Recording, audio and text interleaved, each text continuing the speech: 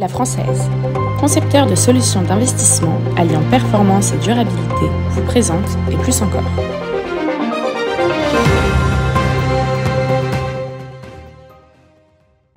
J'ai un scoop pour vous, l'objectivité n'existe pas. Parce qu'en fait, on regarde tous les choses avec un prisme.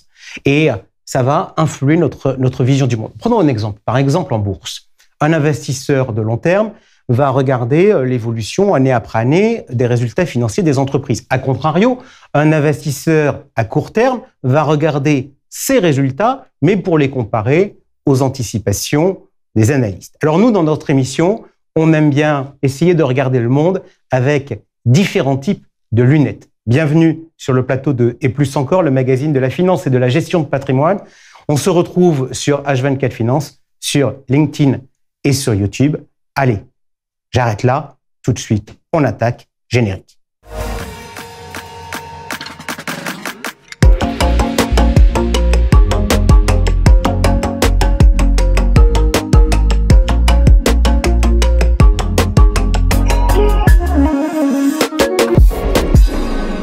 Bonjour à tous, aujourd'hui on est ensemble pendant environ une petite heure et je vous donne tout de suite le programme de notre émission. Pour rebondir sur mes prismes, il y a un instant, on va regarder le court terme avec le point sur les marchés avec Nadine Trémolière, directeur de Primonial Portfolio Solutions.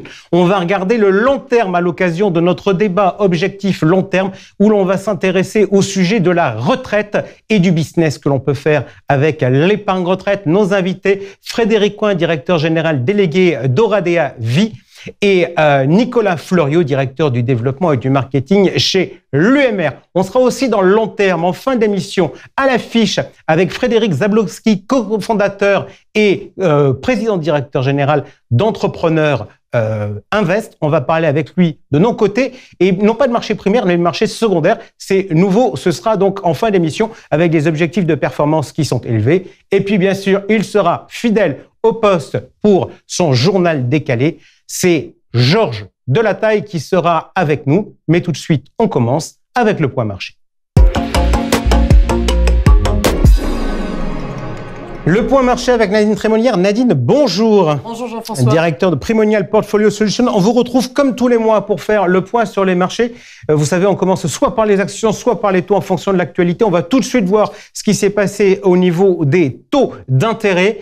Et moi, il y a un phénomène que je constate très important, c'est depuis le début de l'année, le 10 ans américain a progressé de plus de 100 points de base. Il y a de cela quelques jours, on avait même franchi la barre des 5%, alors que le 10 ans allemand, lui, n'a progressé que de 23 points de base.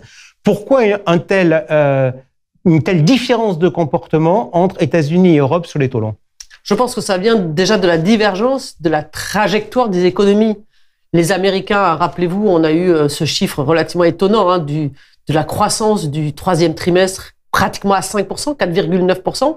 Là où ça contraste complètement avec la situation européenne, où on a une atonie depuis 3 trimestres globalement de la croissance. Donc effectivement, les Américains ont une économie résiliente, une économie voire même qui est en train de bien se comporter, alors que l'Europe est pratiquement en récession. Est-ce qu'il y a aussi des sujets techniques, genre le financement américain, parce que ils ont quand même besoin de lever pas mal de capitaux? Exactement. Je veux dire, quelque part, une des raisons pour laquelle on est justement devant cette forte croissance américaine, c'est l'augmentation significative du déficit budgétaire. Je crois qu'il a doublé entre 2022 et 2023. Forcément, ça entraîne des besoins de financement de plus en plus importants, avec une Fed de l'autre côté qui n'est plus très acheteur de papier ou d'obligations comme il l'était dans les années précédentes. Et ça se traduit par justement cette prime de risque que veulent les investisseurs sur le marché obligataire américain. Il y a une règle, c'est qu'on affiche toujours les tableaux avec des données en fin de mois. On est aujourd'hui le 7 novembre. Depuis, il y a eu un certain nombre d'interventions, notamment de Jérôme Powell. Jérôme Powell, il a quoi? Il a calmé tout le monde parce que on a le sentiment qu'on ne va plus parler de hausse des taux aux États-Unis. Je crois il a pas forcément calmé tout le monde. Il est toujours un peu sur le même schéma, celui qu'il avait commencé à dire en fin août lors du symposium de Jackson Hole, de dire on est dépendant des data, a priori on s'interdit pas de continuer à remonter. Il a eu peut-être un discours un tout petit peu plus modéré. Je crois que le sujet, il n'est pas vraiment là.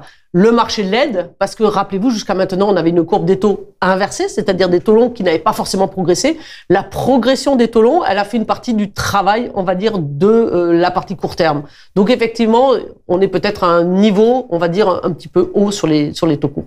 Ok, on va maintenant regarder les taux sur les actions. Et puis je me suis amusé, Nadine, à jouer.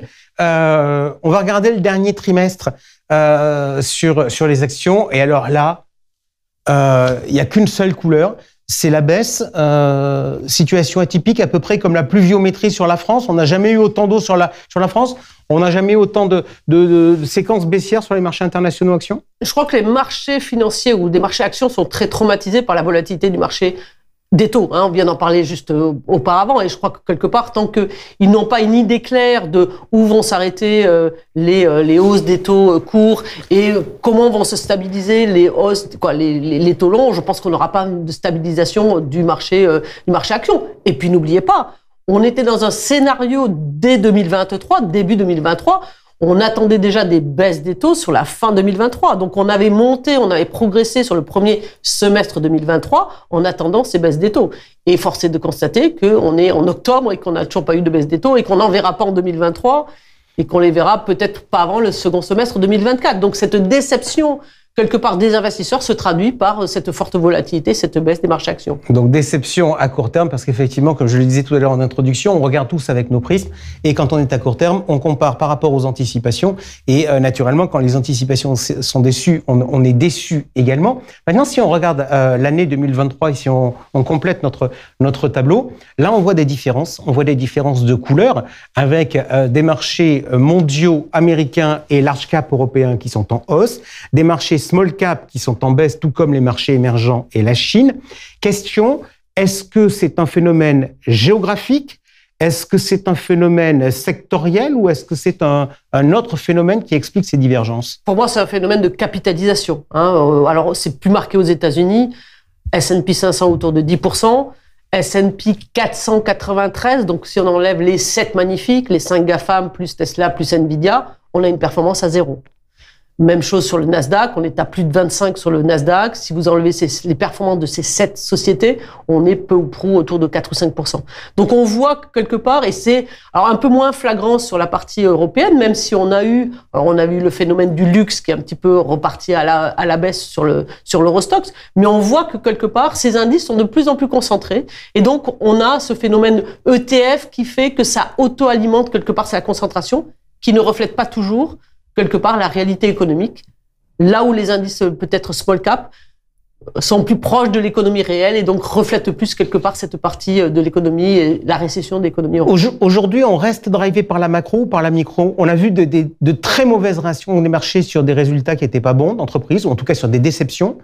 Aujourd'hui, pour vous, c'est micro ou macro qu'il faut regarder en premier? Ouais, moi je pense que c'est toujours la macro. Je veux dire, toujours un peu cette direction des taux qui donne la direction. La micro... On avait eu 2 trimestres, rappelez-vous, sur une situation économique qui se dégradait. On a vu des résultats étonnamment bons. Donc, on attend toujours un petit peu en se disant les entreprises, quelque part, arrivent à garder leur marge, leur niveau de marge. C'est vrai que le 3e trimestre est moins bon et que lorsque vous le disiez, lorsqu'on commence à avoir un petit peu de déceptivité, le marché tape dessus. Donc ça montre quelque part que, à mon sens, on est toujours dans un environnement macro. On regarde tout de suite notre allocation d'actifs et ses résultats.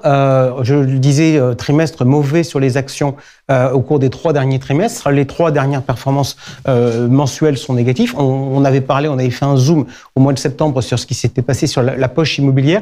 Qu'est-ce qui pèse en octobre? Je vais poser une question. On avait créé des positions sur des fonds obligataires datés qui avaient très bien performé. Est-ce que la situation de taux leur a été défavorable en octobre? Non. Voilà, on est à l'équilibre entre, on en a plutôt des courts termes. Donc le court terme, c'est un petit peu, on va dire, à donner un petit peu de portage. Le taux long terme a été un petit peu affecté par la hausse des taux. Donc globalement, notre poche obligataire, elle rapporte 0.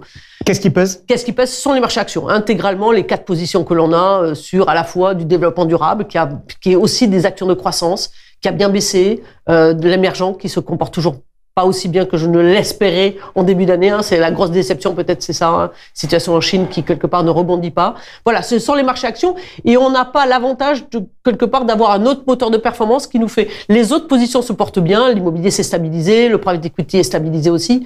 Les boules obligataires, tel que je vous le disais, est autour de zéro. Donc, on n'a pas de moteurs, entre guillemets, qui sont suffisamment allumés pour compenser notre baisse sur la marché action. Tout à l'heure, vous nous disiez, les marchés sont gênés par la volatilité sur les taux. Est-ce qu'aujourd'hui, dans cet environnement où Jérôme Powell a parlé, où les marchés actions sont un peu en difficulté, vous avez envie de bouger l'allocation ou pas? Non, parce que sur la partie obligataire, je pense qu'effectivement, il y a un peu de portage à récupérer, voire même un peu de taux. Hein. Je pense que les taux, on le disait, sont quand même pas loin de leur pic. Donc, on a peut-être envie de remettre un petit peu de sensibilité obligataire. On l'a dans le portefeuille, on l'a par le biais des fonds datés. Les marchés actions, je pense qu'ils ont pas mal baissé quand même. Donc voilà, donc on est dans un point d'équilibre où j'ai tendance à dire par moment, c'est peut-être un peu trop tard pour vendre les actions, peut-être un peu trop tard pour acheter les obligations. Donc voilà, on va se dire, passer le fin de l'année avec cette allocation. Est-ce qu'on pourrait à un moment être tenté par remettre du souverain en jouant, non pas du tout le portage, mais simplement la baisse des taux? Ce serait peut-être plus flagrant de le faire aux États-Unis que de le faire en Europe, parce que déjà, les États-Unis, ils ont des taux longs à 5% pratiquement, où vous le disiez, même s'ils ont pas mal baissé la semaine dernière, on est autour de 4,5, 4,70 sur le 10 ans américain. On est sur des niveaux de 3,30 en Europe ou 2,60 sur la partie allemande. Forcément, ce serait plus attractif de le faire sur la partie américaine. Le problématique, c'est qu'il faut trouver l'instrument. Et puis après, on a la problématique du dollar, malgré tout, qui est quand même non négligeable. Merci beaucoup, Nadine, d'avoir été avec nous. On se retrouve donc le mois prochain. Tout de suite, le journal décalé de Georges Delataille. La Française, concepteur de solutions d'investissement alliant performance et durabilité, vous présente le journal décalé.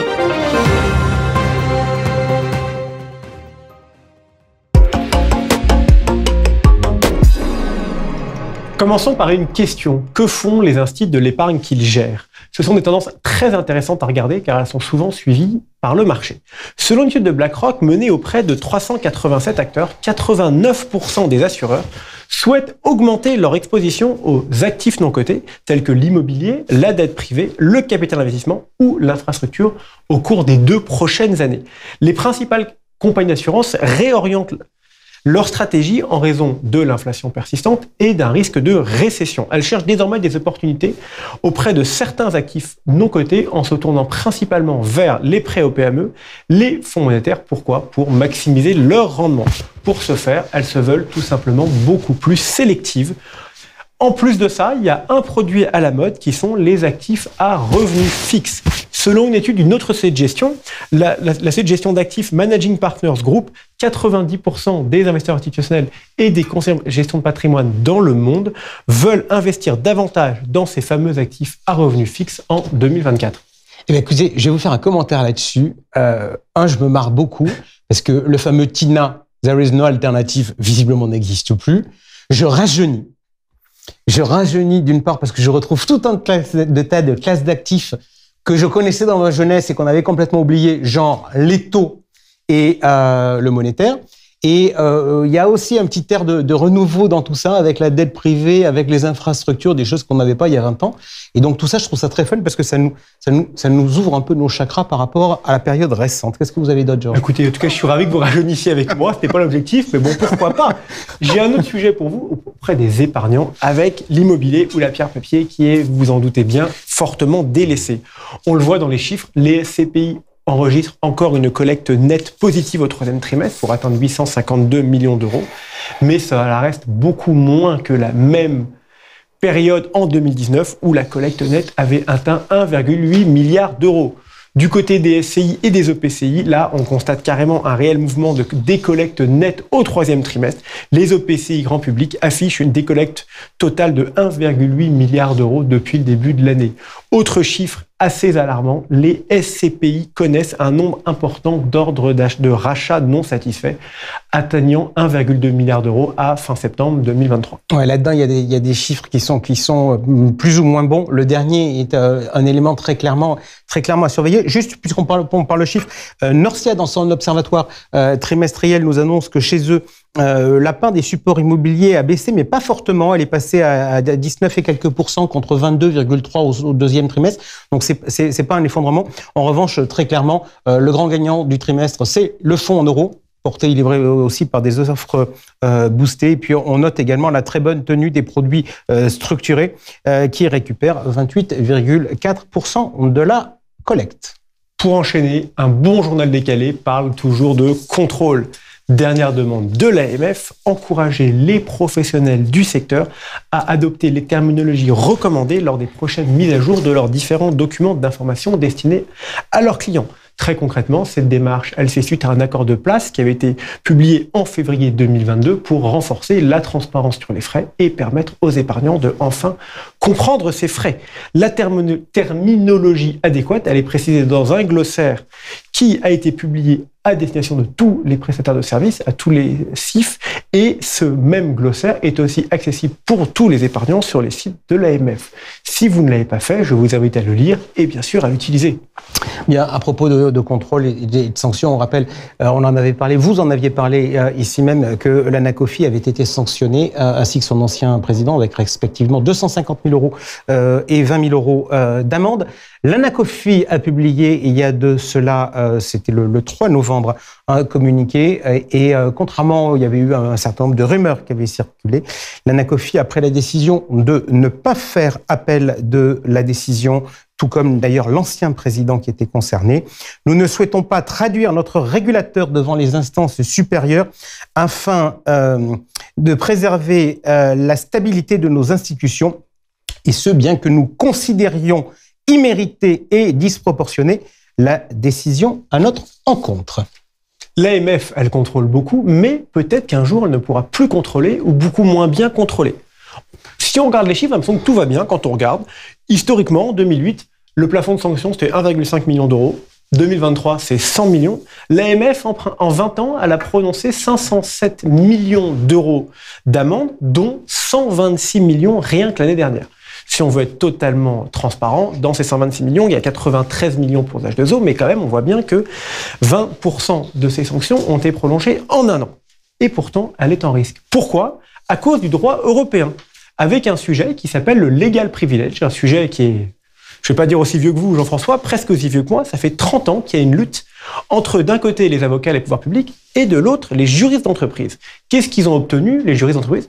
Ils ont obtenu la reconnaissance de la confidentialité de leurs avis lors des consultations internes.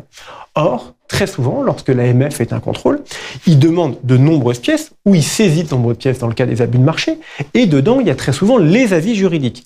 Et qu'est-ce qu'on voit aujourd'hui quand on regarde factuellement de nombreux dossiers qui aujourd'hui sont clôturés?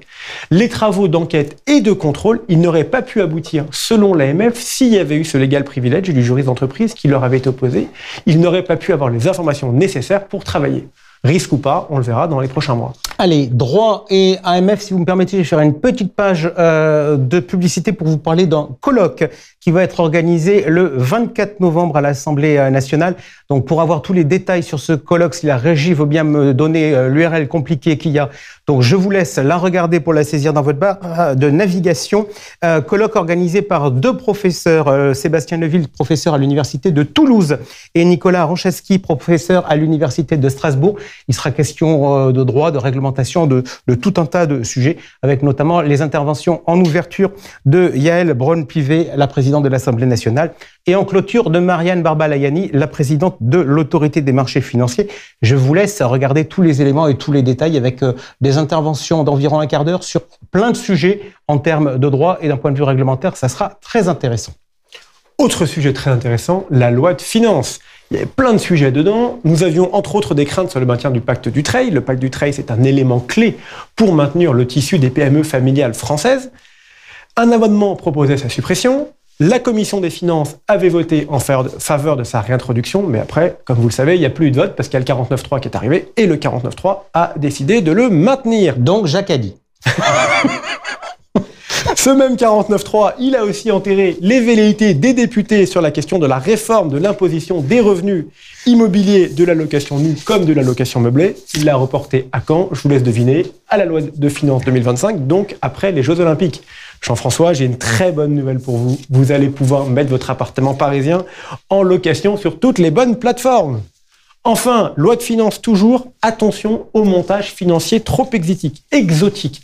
Le gouvernement prévoit la création d'un délit spécifique d'incitation à la fraude visant les promoteurs des fameux schémas fiscaux frauduleux. De plus, les personnes physiques qui auraient fraudé, donc qui seraient condamnées pour manquement grave à leurs obligations fiscales, pourraient temporairement perdre leur réduction de crédit d'impôt sur le revenu ou de crédit d'impôt sur l'IFI. Merci beaucoup, Georges, pour ce journal décalé. Tout de suite, notre débat. Objectif long terme, aujourd'hui, on parle retraite et business. Ils sont deux à répondre à mes questions. Avec nous tout d'abord un habitué du plateau, le directeur général délégué de Oradea Vie, Frédéric Coin. Frédéric, bonjour. Bonjour Jean-François. C'est un nouveau venu sur notre plateau et peut-être aussi un nouveau venu dans le monde justement de la distribution externe. C'est Nicolas Fleuriot, le directeur du développement et marketing de l'UMR. Bonjour Nicolas. Bonjour Jean-François. Allez, je commence avec vous. Donc je dis nouveau venu. Vous nous dites déjà quelques mots l'UMR ? Oui, alors nouveau venu, je crois que j'ai bien fait de venir parce que nouveau venu, oui, on a eu une mise en marché le mois dernier, mais ça fait 20 ans que l'UMR existe. Nous sommes aujourd'hui une société à mission, filiale du groupe Vive, spécialisée sur l'activité retraite individuelle supplémentaire. On ne fait que ça, et donc ce qui nous donne une bonne spécialisation pour nos 371 000 adhérents et nous gérons 10 milliards d'euros. Alors, groupe Vive, c'est-à-dire groupe mutualiste, vous avez une caractéristique, vous êtes aussi une société à mission ? Absolument. Société à mission, voilà, qui permet avec l'ambition d'apporter l'épargne retraite au plus grand nombre, de contribuer aux évolutions environnementales et sociétales, contribuer à une épargne responsable, ça on y tient depuis plus de 10 ans, contribuer au mieux vivre demain, ça veut dire accompagner les Français dans leur préparation à la retraite, dès jour 1, si possible, et puis contribuer par les investissements, les choix d'investissement, effectivement, à ces transitions. Alors, vous faisiez référence tout à l'heure à une actualité récente chez vous. Le lancement, c'était d'ailleurs là où on s'était vu, c'était à l'hôtel Picasso, lors du lancement du Perrin de placement direct. Jusqu'à présent, le marché de la distribution, les assureurs qui sortaient de leur propre réseau pour aller construire des produits avec des tiers, il y avait Oradea, il y avait Suravenir, il y avait Generali. Vous rentrez dans ce marché-là désormais ? Alors, la loi Pacte, effectivement, a permis d'accélérer ce développement, mais on est dans un modèle de multidistribution depuis l'origine, donc avec une gamme de PER en point, de PER multi-support. Donc, on est concepteur et assureur pour tous les segments de marché, du grand public au patrimonial, pour tout type de distributeur, ce qui nous donne une vision large des dynamiques du marché. OK. Frédéric Coin, le point sur Oradea. Donc vous, on vous connaît par un certain nombre de partenariats, notamment ce qui a été fait avec Primonial, avec un fonds infrastructure notamment sur lequel vous aviez été en pointe sur le marché. De nouveaux partenariats récents ? Alors déjà, Oradea, donc effectivement, c'est la compagnie d'assurance vie du groupe Société Générale Assurance dédiée au partenariat et tout particulièrement pour ce qui nous concerne aux plateformes de conseil en gestion de patrimoine indépendants. Pas uniquement, mais très largement. Et effectivement, sur la base pour parler épargne retraite et PER, sur la base de nos 3 premiers PER qui ont été lancés en 2019, 2020 et 2021, alors respectivement notre PER Lignage qui est le standard pour tous nos partenaires qui n'ont pas un produit dédié, puis effectivement Primoper avec Primonial et enfin Matelas avec Boursorama en 2021. Donc sur cette base-là, on continue à se développer avec le lancement qui s'est effectué en fin de mois dernier, on était en novembre, donc courant octobre avec Odo, donc un nouveau PER avec Odo, qui est un autre de nos grands partenaires, et également lancement avec UAF d'un PER1 qui vient de se faire. Donc 2 PER1 supplémentaires. Ok, petit point d'activité, je dirais, on est début novembre, donc on a une assez bonne vision de ce qui s'est passé sur l'année, même si on sait que sur la partie retraite, le dernier trimestre est très important. Comment se passe 2023 pour Oradea ? Toujours très forte croissance sur nos PER1, donc avec nos 3 PER1 historiques, tout particulièrement une très belle dynamique sur Boursorama, mais pas uniquement. Et d'une manière générale, donc une croissance de nos encours qui est toujours supérieure à celle du marché, qui pourtant va vite. Et pour ce qui nous concerne, avec nos distributeurs, on rentre là vraiment dans la période clé pour la collecte sur les PER, puisque novembre-décembre sont vraiment les 2 mois de pic d'activité dans cette activité pour nous. Nicolas, Florio, si on fait le point sur l'activité de l'UMR en 2023, donc spécialisée sur la retraite. Voilà, et puis effectivement, donc une belle année, stimulée certainement par la réforme des retraites, enfin les débats qui ont ajouté dans la prise de conscience de l'enjeu de préparer sa retraite. On le voit et on arrive même à intéresser des jeunes. On a nos distributeurs MGEN, pour pas le nommer, à une moyenne d'âge de souscription de 31 ans, donc c'est tout à fait intéressant. En fait, ils comprennent le message qu'il faut lisser l'effort d'épargne dans la durée. On arrive effectivement dans le moment clé de l'année. On le voit notamment sur nos distributeurs patrimoniaux comme La Place ou comme Mesquert, où on a une forte saisonnalité sur la fin de l'année. Donc, on devrait avoir une belle année au final. Question, je me tourne vers vous, parce que vous ne faites que de la retraite. Chez Oradeo, il y a à la fois de la retraite et de l'assurance vie. J'aime bien tous les mois décortiquer les chiffres de France Assureur en disant France Assureur nous annonce des chiffres globaux pour l'assurance vie, mais l'assurance vie c'est tout, c'est la bonne vieille assurance vie qu'on souscrivait en simple épargne, c'est le contrat de capi qu'on va proposer à une entreprise, c'est les anciens 39-83, c'est les périns, et donc tous les mois je m'amuse à retraiter les stats de France Assureur en retirant la partie épargne retraite nouvelle qui est liée à la loi Pacte. Et je me dis que finalement, l'assurance vie traditionnelle est en perte de vitesse et que le relais de croissance semble être très clairement l'épargne retraite. Est-ce que vous partagez ce sentiment, Frédéric Coin ? Bon, alors, perte de vitesse, je dirais pas ça. C'est d'ailleurs pas ce qu'on constate nous chez Oradea. Par contre, que le PER, le PER1, soit sur une vraie dynamique, ça c'est un fait, c'est une certitude, ça se voit dans les chiffres. Je ne crois pas qu'il faille opposer une assurance vie dite ça c'est le drame des journalistes vitesse, voilà, avec un PER qui serait la martingale de l'avenir. Non, par contre c'est vrai que ça répond à un besoin.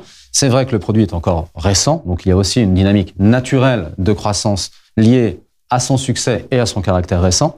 Mais je reste convaincu que l'assurance vie est un très bon placement pour les clients de nos partenaires. Ok, je parlais des chiffres il y a de cela quelques instants de France Assureur. Il y en a un autre qui a publié des chiffres, c'est le ministre de l'économie et des finances qui nous a fait un bilan de la loi Pacte pour nous donner quelques éléments.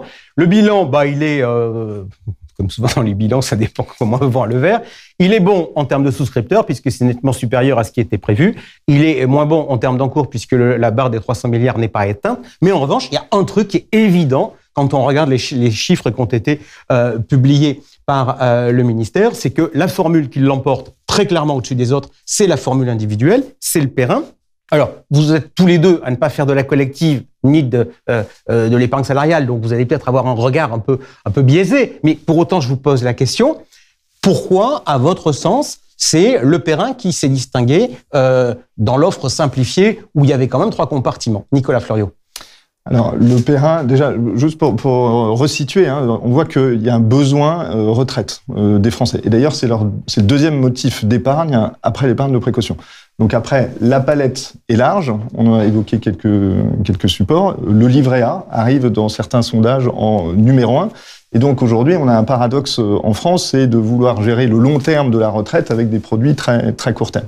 Donc on a un enjeu effectivement de segmentation et que chaque produit puisse répondre et peut-être soit plus différencié. Donc le PER1, un bon succès de par son horizon, je pense, long terme, de par sa gestion pilotée à horizon, qui effectivement donne des éléments de rassurance.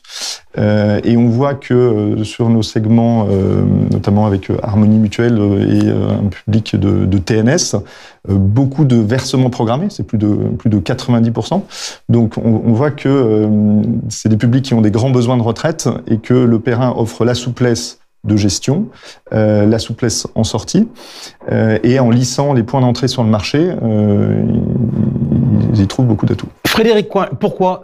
Est-ce que finalement, parce qu'on dit souvent quand on fait de l'épargne comme ça, sur ces natures d'épargne, que finalement l'épargne collective, elle est plus facile, parce que en fait, on a un décideur en face qui lui-même va distribuer sur l'ensemble de ses salariés, donc c'est plus facile et que c'est plus fonction de rapporter des encours. Là, c'est pas ce qu'on a vu. C'est finalement parce que la décision individuelle est finalement plus simple. C'est ce que j'allais effectivement vous dire. En matière d'épargne, la décision individuelle reste quelque chose d'important.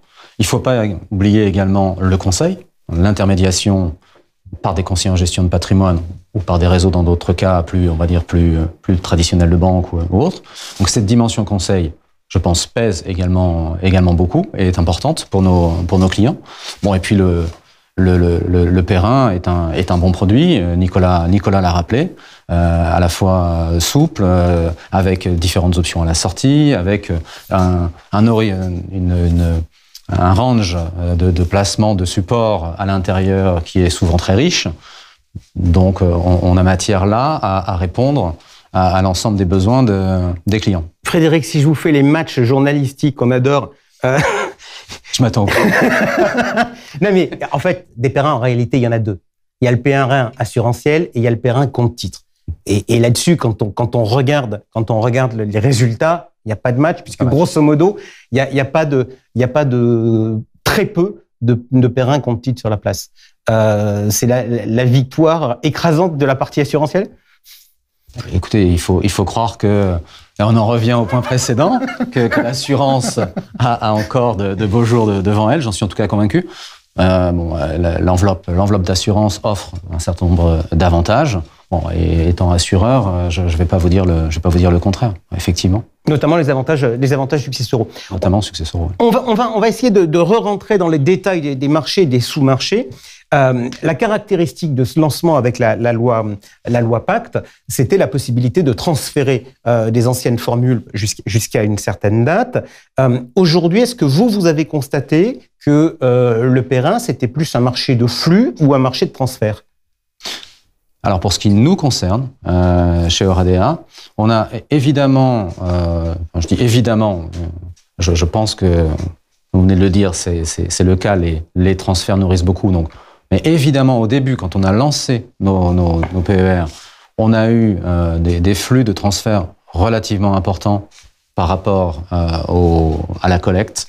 Mais ce qu'on voit, c'est que progressivement, les flux entrants nouveaux versus transferts se deviennent plus importants que... D'accord, donc on est en train d'avoir un retournement du... Pour ce qui nous concerne, c'est clairement le cas. Et il y a eu, dans les PER que nous avons lancés 2019-2020, essentiellement, on a eu effectivement cet effet, probablement aussi de nouveautés, qui a conduit à des transferts assez importants. Ça a plutôt tendance, chez nous, à se ralentir. Nicolas Fleuriot, le sentiment chez UMR? Je partage le constat. Les chiffres 2022, c'est à peu près moitié-moitié. Donc on voit que l'afflux de transferts s'estompe mais reste significatif. Je pense qu'il n'est pas terminé parce que le réservoir, entre guillemets... Donc vous dites encore aux distributeurs, il y a encore des potentialités d'aller chercher des choses? Oui, absolument. Mais après, un transfert sec, entre guillemets, ça a peu d'intérêt. Un transfert, c'est un projet retraite qui vit, on va chez un nouveau distributeur, un nouvel assureur, c'est parce que voilà, il a des atouts à faire valoir, et donc ce PER doit continuer à être alimenté. Donc le transfert, c'est le début d'une histoire ou la suite d'une histoire. Vous avez mis en place les procédures de transfert, ça fait toujours un peu peur en se disant, mais on va avoir son argent, on ne sait pas combien de temps ça va mettre, etc. Il y a des procédures qui ont été mises en place chez vous pour... Oui, et vous avez raison, c'est un irritant aujourd'hui sur le marché. Donc nous, très vite, on a digitalisé cette partie-là pour que dès la souscription, ça soit facile pour le conseiller. On a mis en place des procédures, des contacts entre assureurs. C'est pas qu'une question de procédure, mais aussi de relations. Et aujourd'hui, effectivement, on arrive à tenir les délais réglementaires, et donc pour la grande satisfaction des clients et des conseillers distributeurs.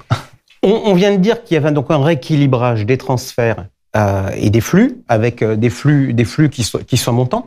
Je voudrais maintenant, là encore, toujours essayer de segmenter les clientèles et de voir à qui véritablement on arrive à bien vendre ces produits. Est-ce que le Perrin, c'est un marché de la retraite ou c'est un marché de la défiscalisation, Frédéric? Je suis désolé, ça tombe pour vous. Je dirais les deux. Mais il est bien évident que l'avantage fiscal est un facteur de décision important pour nos clients. Et par ailleurs, nous sommes positionnés principalement sur le marché patrimonial avec des distributeurs, donc conseillers en gestion de patrimoine indépendants, des plateformes. Et donc, la dimension fiscale, évidemment, a son importance. Mais malgré tout, c'est bien les deux. On est bien sur un placement de long terme pour préparer sa retraite avec un projet derrière adapté et des placements adaptés. Donc, les deux sont importants. Sur notre marché, évidemment, la dimension fiscale compte. Alors, j'imagine que quand vous êtes allé sur le marché, entre guillemets, des patrimoniaux avec placement direct, vous aviez ça en tête. Moi, j'ai retenu tout à l'heure, vous m'avez donné un chiffre, vous m'avez dit 31 ans. Ouais. C'était de mémoire à la MGEN ou l'âge moyen des souscripteurs. Vous dites quoi? Je reprends sur votre société à mission tout à l'heure et sur ce que vous m'avez dit. Vous dites que ça doit être un marché de l'épargne, un marché de la retraite ou un marché de la défiscalisation? Frédéric, c'est les deux. Et nos distributeurs patrimoniaux, on se rejoint bien dans la réponse et on voit bien la saisonnalité. Alors, je vais poser ma question différemment. Pour les plus jeunes, on voit que les Français ont un enjeu de préparation, tous, quel que soit leur taux d'imposition, et que il faut commencer au plus tôt parce que c'est la force de la capitalisation. Et donc, voilà, ça ne... Mais est-ce que cette prise de conscience au niveau des Français, elle se fait ou elle se fait pas? Parce qu'à la rigueur, si on prend le bilan du ministre, je le disais tout à l'heure, bon chiffre au niveau du nombre de souscripteurs, pas bon chiffre au niveau des encours parce qu'on n'est pas aux 300 milliards. Et puis, il y avait quand même un troisième sujet qui n'était pas adressé dans les stades du ministre, c'était la prise de conscience des Français pour gérer la problématique retraite de manière individuelle, et qu'on ne soit pas en train de se dire que tout allait reposer et sur la résidence principale et sur les régimes par répartition. Est-ce que vous avez le sentiment que cette prise de conscience de la population se fait ou pas? Elle se fait, elle est grandissante, mais elle est encore insuffisante. Et c'est pour ça qu'on est sur un marché où la prescription compte beaucoup. Prescription déjà de l'entourage familial, de l'entourage professionnel, et puis des professionnels qui vont proposer ces produits. Votre sentiment, Frédéric, sur ce point-là? Je rejoins effectivement la prise de conscience. On le voit également dans le succès des chiffres qu'on a rappelé au début de cette émission. Donc on voit bien que ça fonctionne, qu'il y a une prise de conscience, mais il reste encore énormément à faire. Vous voyez monter en puissance, par exemple, tout ce qui est versement régulier par rapport au versement one-shot? Parce que là, on a attaqué l'émission, on a tous dit... On va pas se voiler la face. On se dit, on fait une émission aujourd'hui, au mois de novembre, parce qu'on sait que les 2 derniers mois sont importants en termes de collecte. Les 2 derniers mois en termes de collecte, c'est des gens qui pensent beaucoup défiscalisation, bien plus que simplement retraite, parce que ils savent que le compteur se termine le 31 décembre et que toutes les opérations non enregistrées avant le 31 décembre ne seront pas prises en compte dans la déclaration de l'année prochaine. Donc, est-ce que tout à l'heure, vous nous avez dit montée en puissance des transferts, baisse des transferts, montée en puissance des flux. Est-ce que dans les flux, vous voyez des flux plus réguliers qui apparaissent ou pas encore? Alors oui. Pour ce qui nous concerne sur les PER qui sont distribués par des plateformes de conseillers en gestion de patrimoine indépendants, c'est aux alentours d'un tiers seulement de versements programmés sur les PER. Donc on peut considérer que c'est encore faible. Alors on peut voir la bouteille à moitié vide, à moitié pleine. C'est quand même 30%. C'est pas suffisant, manifestement. Et notamment parce que, effectivement, je rejoins Nicolas, le lissage dans le temps, démarrer tôt, c'est la capitalisation. Ça permet aussi de lisser les impacts de marché, etc. Donc c'est sain pour le client de le faire. Par contre, quand on regarde un PER avec une clientèle un peu différente, donc matelas avec Bourse-Banque, on voit que les versements programmés représentent en pourcentage un volume beaucoup plus important. On est significativement au-dessus de 50%. Donc ça dépend aussi du profil de clientèle et très probablement aussi du distributeur, de la façon dont le produit est vendu. Et probablement qu'à ce niveau-là, il y a une évolution en cours qui est plus importante à réaliser, à faire sur le marché du patrimoine. Ok. Nicolas? Et je dirais même dans tous les marchés que le PER trouve sa place. Aujourd'hui, on a un sujet d'offre. Le PER, c'est un sujet d'offre et on parlera peut-être de ce qui soulèvera le capot. Mais c'est aussi un sujet de distribution. Et il y a 2 titres. Distribution, qu'il trouve sa place dans les stratégies commerciales. Et donc que ce soit dans des mutuelles qui font de la diversification de santé, prévoyance vers retraite, ou chez des distributeurs patrimoniaux, où sa place dans une gestion patrimoniale globale pour diversifier, optimiser la fiscalité, protéger les proches, on y parlait, jouer aussi sur la transmission. Eh bien, tout ça doit se penser et ensuite descendre dans les démarches de vente. Et voilà, on est encore sur ces sujets. Je voudrais, on voit tout un tas d'éléments positifs, les différents marchés, la défiscalisation, les jeunes, les versements réguliers, tout ça, c'est des éléments qui plaident là-dessus. par définition, mon rôle est de jouer à l'empêcheur de tourner en rond. Donc, je voudrais vous poser un certain nombre de questions qui pourraient être des freins que pourraient avoir les Français sur ce genre de produit. La première question, Nicolas, elle est pour vous. Est-ce que la peur qu'il y a sur les retraites est un bon argument de vente pour vous ou pas? Le fait qu'on fasse flipper les gens en leur disant « vous savez pas ce qui va vous arriver et donc il faut souscrire ». Alors, déjà, reconnaissons que cette peur, cette inquiétude sur les retraites, elle est réelle, elle est mesurée, elle est légitime. Par contre, je pense qu'on ne peut pas s'appuyer que là-dessus. Donc, on peut calculer des taux de remplacement et montrer qu'effectivement, il y a des baisses de revenus. Il y a aussi des ajustements de dépenses. Mais je vais vous poser la question, parce que vous travaillez notamment avec une clientèle de fonctionnaires qui ont, entre guillemets, en termes de retraite, la plus grande des visibilités par rapport aux actifs du secteur privé qui ont des moyennes dans tous les sens. Et donc, il faut avoir fait Polytechnique pour savoir combien on va toucher en attendant la prochaine réforme. Est-ce que les fonctionnaires qui ont une bonne visibilité et qui sont pour certains considérés comme étant bien traités en régime de retraite ont tendance à plus ou moins épargner pour leur retraite que le reste de la population? Alors, c'est une population qui a effectivement une lisibilité et qui retrouve dans le PER en points une lisibilité également. Ok, Frédéric, la peur, bon argument de vente? Bon, il ne s'agit pas de faire peur. Non, il ne s'agit pas de faire peur, Jean-François. Il s'agit d'expliquer effectivement qu'il est important de préparer un complément de revenu pour sa retraite pour des raisons évidentes qu'on connaît tous, qui est que avec les évolutions démographiques, nos systèmes de retraite par répartition vont devoir évoluer, être réformés, et que ça n'ira probablement pas dans le sens d'une amélioration de la pension au moment de partir pour les gens qui sont aujourd'hui actifs. Il ne s'agit pas de faire peur, il s'agit de dire que tout ça se prépare, en plus, avec un système de répartition à la française qui est un excellent système et qui doit être complété par une épargne individuelle à côté. Ouais, et on voit que épargne et assurance, en fait, se conjuguent très bien. Et le PER, finalement, réunit ces deux mondes. Et on voudrait avoir une vision, et ça c'est aussi notre fibre société à mission, positive, finalement, de la retraite. C'est une seconde vie. Donc, accompagner les Français, voilà, ça répond à leur attente. Et on voit que ceux qui préparent, et là, on a fait une étude, nous, sur 3200 personnes, on a un écart de 20 points entre ceux qui ont ouvert un PER et ceux qui ne l'ont pas dans la projection positive à la retraite. Donc, ça veut dire que j'ai ouvert un PER, j'ai commencé, j'ai fait un pas, parce que finalement, c'est un arc à plusieurs cordes, immobilier, autres produits, on l'évoquait, mais aussi PER. Et ben, le fait d'avoir fait un pas, ça, on gagne en sérénité. Allez, je mets maintenant la suite de mes sujets irritants. Encore pour moi? Désolé. Non, mais ça sera pour tous les deux. L'inflation. L'inflation, quand il n'y avait pas d'inflation, on n'avait aucune difficulté de se projeter sur le futur parce que on se disait que quand on épargnait, on gagnait du pouvoir d'achat. Quand il y a de l'inflation, on se dit que on peut potentiellement perdre du pouvoir d'achat en épargnant pour le futur et que de fait, ça pourrait entraîner une préférence pour le présent. Est-ce que c'est une inquiétude que vous avez ou pas?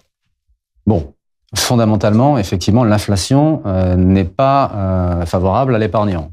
C'est historiquement démontré. Donc, je rejoins, c'est pas forcément la meilleure nouvelle. Cela étant dit, justement parce que les épargnants ou les personnes qui ont en tête de préparer au mieux leur retraite savent que l'inflation peut écorner leur revenu ou leur épargne au bout du compte. Ce qu'on constate souvent, c'est un phénomène d'ajustement de son effort d'épargne pour prendre en considération l'impact négatif de l'inflation sur on va dire le pouvoir d'achat de l'épargne à l'horizon recherché par l'épargnant. Il peut être effectivement contrecarré à court terme par un besoin de consommation et d'ajustement de la consommation, mais on constate ça dans la théorie économique, on constate ça de façon assez générale, et c'est d'autant plus fort en période d'incertitude. On ne peut pas dire que la période actuelle soit particulièrement sereine, quel que soit de quel côté on porte le regard. Donc, c'est aussi un facteur qui pousse les épargnants à adapter leur effort d'épargne, et particulièrement quand ils le font dans la durée, pour améliorer leur pouvoir d'achat d'épargne à l'horizon de temps qui est le leur. Nicolas, question sur le Perrin et sur la loi industrie verte qui a créé un nouveau produit pour les jeunes et de ce fait, le gouvernement dit le Perrin pour les mineurs terminé. Ça vous inquiète ou ça vous inquiète pas? Alors, on ne le proposait pas. Néanmoins, ça avait effectivement une vertu, effectivement, de mettre le pied à l'étrier des jeunes générations, et notamment pour l'acquisition de la résidence principale. Ceci étant, voilà, si de mineurs, si dès 18 ans ou dès l'entrée, dès jour 1 de sa vie professionnelle, ils ouvrent un PER, c'est une bonne chose. Et puis, ça nous redit l'importance de la prescription intergénérationnelle pour démarrer. Est-ce que, justement, puisque vous parlez de prescription, est-ce qu'il y a un fait déclencheur ou est-ce que le marché de l'épargne retraite est compliqué en l'absence de fait déclencheur? Oui, c'est amusant, parce qu'en fait, c'est un des marchés atypiques dans l'assurance. L'auto, c'est obligatoire, la maison, la santé, tout le monde visualise bien l'enjeu de s'assurer. Je connais très peu de gens qui se soient levés ce matin en disant avant ce soir, j'aurais fait quelque chose pour ma retraite. Alors peut-être s'ils ont reçu leur RIS, le relevé individuel de situation à 35 ans, ils vont dire allez, il faut faire quelque chose. Mais donc il y a besoin d'un petit coup de pouce. Frédéric, le Perrin pour les enfants, faut souscrire de toute urgence tant qu'on y est droit? Non, il faut toujours faire un bon conseil, c'est la clé, et avoir un projet. Objectivement, pour nous non plus, alors on pouvait en faire, mais de façon relativement marginale, et pour nous non plus, on n'est pas au cœur de la cible de clientèle. Ok, on vient de parler du marché, je voudrais qu'on regarde maintenant un peu les produits, et je voudrais avoir... Le Perrin, c'est quand même un produit qui est très largement écrit par la loi, notamment avec une gestion pilotée qui est définie par les textes. Nicolas, comment on arrive à se différencier sur un produit qui, a priori, est très standardisé? Eh bien, on se différencie d'ailleurs. Un Perrin, c'est une offre financière. Donc là, déjà, un large champ s'ouvre en termes de classe d'actifs. Les actions, les obligations, mais aussi l'immobilier, mais aussi le private equity, mais aussi les produits structurés. Donc l'offre financière est large. Ensuite, on a tout ce qui est garantie et options, et on a tout ce qui est services digitaux. Donc on voit que, et d'ailleurs, pour rebondir sur le titre de l'émission, on voit bien que les distributeurs y croient à ce marché. On a plus de 110 PER aujourd'hui, et c'est pas fini. Et pourquoi ? Parce que finalement, le PER, il offre des marges de différenciation, des marges de personnalisation. Et donc, voilà, c'est pour ça que nous, UMR, on évolue précisément sur ce marché et on a un savoir-faire reconnu pour co-construire des PER sur mesure pour les distributeurs. Frédéric, comment on se différencie ? Alors, je ne voudrais pas laisser le monopole de la co-construction parce que c'est effectivement dans notre ADN également chez Oradea depuis plus de 20 ans de co-construire des produits avec nos partenaires, et c'est vrai aussi pour les PER.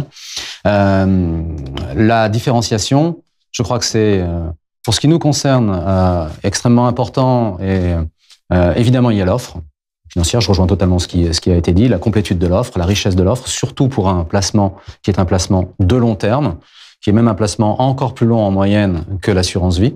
Donc, il est important d'avoir une gamme très diversifiée de supports et des supports qui répondent à ce besoin de long terme. Le private equity en fait partie, l'immobilier, les actions. Juste, vous me dites ça, private equity, immobilier, actions, il va falloir qu'on fasse preuve de vigilance à réorienter les actifs vers ce type de support, notamment dans un environnement inflationniste. Alors, oui. Mais d'une manière générale, il est important et sain pour un client dans une vision de long terme d'investir sur ce genre d'actifs et pour progressivement, à l'approche de sa retraite, se désensibiliser. Il y a des gestions pilotées faites pour ça dans les PER, ou le conseil si c'est de la gestion libre, mais pour progressivement se désensibiliser à l'approche du moment où il aura besoin de son épargne. Donc, offre financière. Premier volet, okay. Offre financière. Un autre volet extrêmement important, le service, qui pour moi est intrinsèquement lié au digital. La qualité de service est vraiment aujourd'hui, à mon sens, liée à la capacité que nous avons à faire des PER avec nos distributeurs, des PER digitaux. Et pour ce qui nous concerne chez Oradea, on ne lance plus de PER s'ils ne sont pas intégralement digitalisé dès Intégralement digitalisé, ça veut dire quoi? Ça veut dire de la souscription à l'arbitrage, à tout signature, avec vision pour le conseiller, vision pour le client. Tout à fait. Grosso modo, la feuille de papier que j'ai devant moi, ça n'existe plus? De A à Z, effectivement, avec des flux de surcroît, des flux sans interruption derrière, pas de rupture de flux, et donc pas de rupture dans la chaîne de qualité du traitement d'une opération entre l'ordre du client et le traitement par les équipes. Tout à l'heure, vous parliez de services. Il y a des services hors digital que vous travaillez? Oui, on évoquait un des premiers services, c'est le transfert. Hein, finalement, c'est le début quand il y en a un. Mais la qualité d'accompagnement, je pense que c'est aussi un point essentiel parce que finalement, la retraite, c'est le temps long. Notre plus vieille adhérente, elle a 110 ans. Elle touche sa retraite depuis l'âge de 55 ans. C'est une ancienne institutrice. Alors vous allez me dire, ça c'est une exception, mais on a quand même plus de 18 000 adhérents qui ont un contrat depuis 50 ans. Donc, cet horizon long qui permet d'aller chercher de la performance d'ailleurs, c'est aussi pour les distributeurs un potentiel de multi-équipement et de fidélisation important.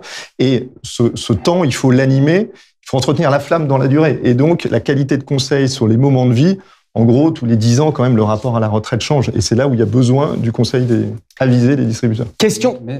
Ouais. Pardon. Mais ce qui n'est pas contradictoire avec la volonté de digitaliser.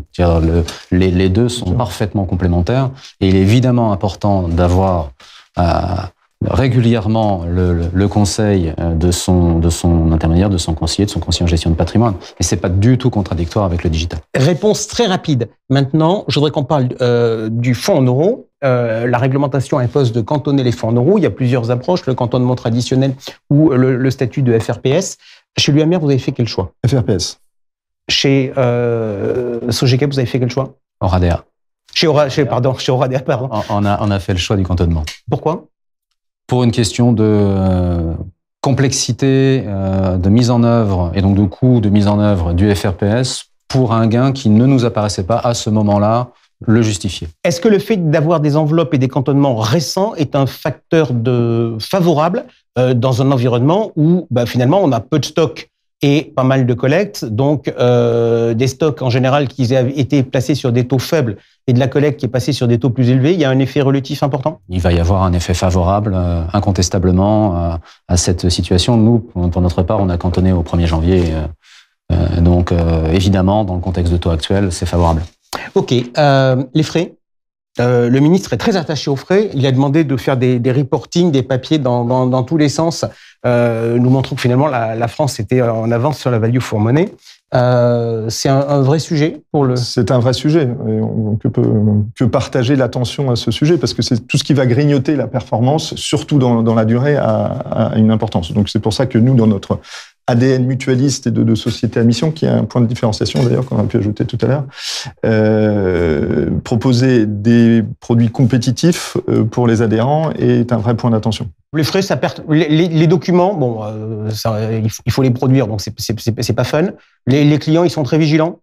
Alors, la transparence c'est important. Le niveau de frais, bien évidemment, également. Donc nous y sommes également vigilants avec nos distributeurs. Par contre, je vous rejoins, il faut faire.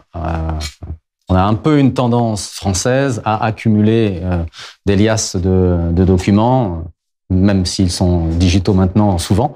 Et ça, je pense, ne facilite pas la compréhension, contrairement à ce qu'on pourrait croire.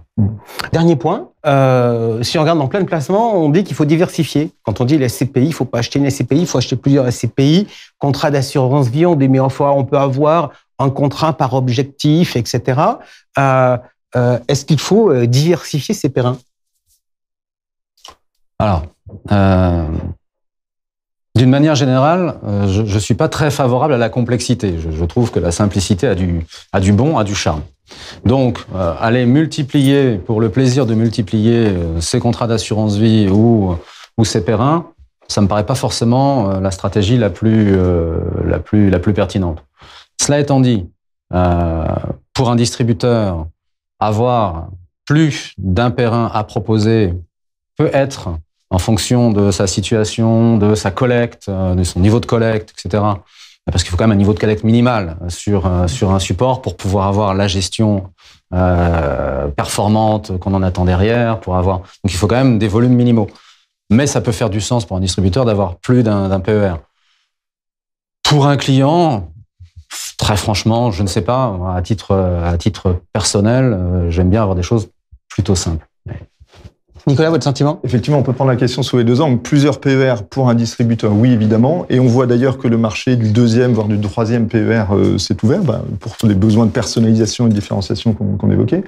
À titre personnel, je pense qu'effectivement, on peut avoir plusieurs PER, alors sans perdre effectivement à l'excès en simplicité, mais par exemple avoir un PER pour le dédier à une sortie en rente, ça peut être tout à fait adapté. avoir un PER pour ne pas y toucher, c'est un peu paradoxal. Et encore faut-il effectivement avoir les moyens de cela. En termes fiscaux, ça peut être intéressant. Donc ça, c'est le PER dans sa version contribution à la succession et la transmission. Tout de suite, on continue notre émission puisque, Frédéric, on parlait d'inflation et de placements qui protègent contre l'inflation, notamment dans des actifs long terme. Tout de suite à l'affiche et on parle non-cotés. À l'affiche, Entrepreneur Invest et avec nous son président directeur général, Frédéric Zablocki. Bonjour. Bonjour. Allez Frédéric, ma première question va s'adresser non pas au président directeur général, mais au cofondateur d'Entrepreneur Invest. C'était en 2000, donc ça fait déjà un certain temps. Je voudrais avoir votre regard sur l'évolution du private equity dans les 2 dernières décennies. Alors, on a commencé le private equity, c'était que des institutionnels. Donc, si on prend notre exemple, on a commencé dans le capital risque avec des grands noms institutionnels chez nous. Donc, Crédit Agricole, Société Générale, Caisse des dépôts, la Banque européenne d'investissement. Bon, voilà. Donc, c'était réservé qu'à ces gens-là. À partir de 2010, nous, on a essayé de vendre des produits de private equity à une clientèle privée. Donc, ça fait très longtemps qu'on essaie de démocratiser ce produit aux épargnants, notamment. On s'est aperçu que c'était un peu prêché dans le désert au départ. Au fur et à mesure, les gens commencent à comprendre, les distributeurs commencent à être formés, c'est surtout ça qui est très important, les banques privées ou les CIF commencent à être formés, et on s'aperçoit depuis 4-5 ans une vraie demande au niveau des privés, et les distributeurs aussi. Pourquoi ? Parce que private equity, c'est vraiment, je dirais, un sens à l'épargne, ce sont de l'argent qui va dans des entreprises. Ok. Est-ce que dans le développement de la classe d'actifs, il y a eu aussi une plus grande spécialisation de plus en plus des acteurs ? Totalement. Le private equity, c'est comme le côté. C'est très large. Donc, vous avez des acteurs qui font du LBO large cap, du LBO mid cap, vous avez du capital développement, vous avez du venture, vous avez des obligations converties, des actions. Donc, c'est très large. Et effectivement, des acteurs ont plus ou moins, je dirais, des spécialités. Bien. J'ai pas 20 ans. J'ai un peu de mémoire. Lorsque vous vous êtes créé, vous vous appeliez Entrepreneur Venture. Vous vous appelez aujourd'hui Entrepreneur Invest. Pourquoi avoir changé de nom ? Alors, c'est assez simple. Je le répète, on faisait du capital risque en 2000, donc ça ne nous rajeunit pas. À partir de 2010, on a fait beaucoup de capital développement, des petites transmissions. On s'est spécialisé dans les obligations convertibles, notamment dans les dernières années.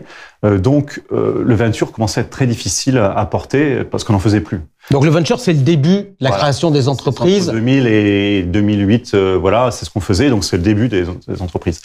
En plus, en 2020, on a ouvert, je dirais, un département immobilier et en plus un département fonds de fonds. Donc, Entrepreneur Venture, c'était plus du tout adapté. Donc, on a changé Entrepreneur Invest. Ok. On parlait tout à l'heure de spécialisation. Sur la partie investissement dans des sociétés, vous considérez que vous êtes spécialisé sur quel créneau de marché ? Alors, on appelle ça le small cap. Donc, le small cap, ce sont des PME de croissance. Pour faire court, on est leader dans la plupart des classements. Donc, dans le private equity, ça veut dire 2 choses. Ça veut dire le taille du ticket. Donc, c'est à peu près 5 millions d'euros chez nous. Et je dirais la valeur d'entreprise qui est en dessous de 50 millions d'euros. Et ça, c'est vraiment nos spécialités. Ok. Je vois donc que vous avez d'une part, vous vous êtes déplacé dans la nature des entreprises sur lesquelles vous intervenez. Vous avez créé de nouveaux départements pour étoffer votre offre. Aujourd'hui, dans votre offre, est-ce qu'il y a quelque chose qui est plus d'actualité que le reste ? Alors, je dirais que on a plusieurs produits naturellement qui sont de bonne qualité, qui sont chez nos distributeurs, plus de 450 distributeurs, je rappelle. Néanmoins, si on doit tirer quelque chose aujourd'hui, à cause du timing, je dirais notre FCPR, Entrepreneur Sélection Secondaire. Pourquoi à cause du timing ? Parce que le secondaire en ce moment est de plus en plus, je dirais, adéquat. Rappelez-vous, en 2022, il y a eu quand même une sorte de crack obligataire. On parle de 15-20% sur les obligations souveraines et les obligations corporate. Ça représente la plus grosse partie des actifs des grands institutionnels, des assureurs notamment. Et donc, ça veut dire quoi ? Ça veut dire que leur actif a baissé de 15-20%. En attendant, le private equity est resté à peu près stable, ce qui fait que les ratios réglementaires se sont tendus. Bon, par exemple, si on prend l'exemple, private equity, c'est souvent 5% de l'actif, il est passé à 8%. Naturellement, qu'est-ce qu'il faut faire ? Donc, ce sont des vendeurs forcés. Il faut s'alléger. Ok. Donc, le secondaire, pour vous, quand on fait du primaire en non-coté, on apporte de l'argent à une entreprise. Quand on fait du secondaire, on rachète des parts, des fonds qui sont détenus par des investisseurs qui doivent en sortir. C'est ça la logique. C'est ça. Alors, logiquement, le secondaire, c'est pas forcément que les gens qui s'allègent, c'est aussi de l'arbitrage. C'est-à-dire que vous avez sur un actif et puis vous avez un autre actif, vous arbitrez et donc vous allez sur le marché secondaire. C'est comme la bourse. Vous avez l'augmentation de capital, c'est du primaire, et le secondaire, c'est ce que vous achetez tous les jours. Quel est l'objectif de performance de ce produit?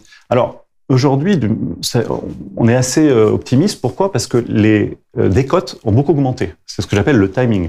Prenons l'exemple, une décote sur un très bon fonds de LBO mondial, c'était 5%. Aujourd'hui, on est plutôt à 25%. Donc, vous avez un bon timing et des bonnes décotes, avec, je dirais, cette force de pricing power, vous avez des chances d'être meilleur. Donc, nous, on vise les 12%. Alors là-dessus, ça me fait réagir. Parce que 12%, j'ai quasiment le sentiment que le secondaire, ça rapporte plus que le primaire. C'est un effet du timing ou c'est un effet structurel? Parce que le secondaire, c'est quand même un peu neuf. Jusqu'à présent, on faisait du non-coté, mais on faisait plutôt du primaire. Donc, quels sont les atouts du secondaire? Alors effectivement, vous avez raison. Le secondaire, c'est très peu connu dans l'univers des investisseurs privés, des épargnants. Très, très peu connu.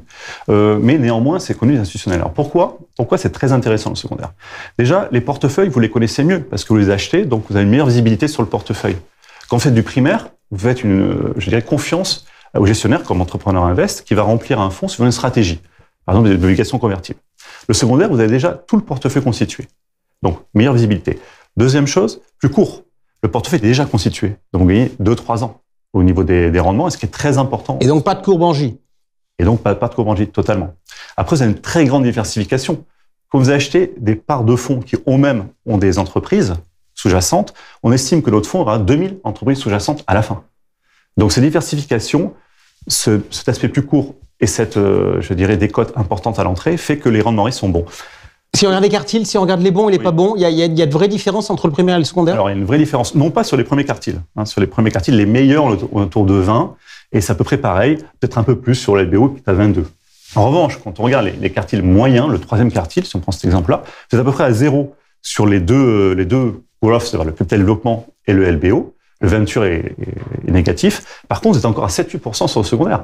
Donc, quand vous prenez du recul, vous apercevez que le secondaire, c'est vraiment un rendement risque extrêmement efficace. Ok, je voudrais qu'on regarde, donc votre produit s'appelle Entrepreneur Sélection Secondaire. Je voudrais qu'on regarde comment il est fait. Il y a peu de gens qui font du secondaire.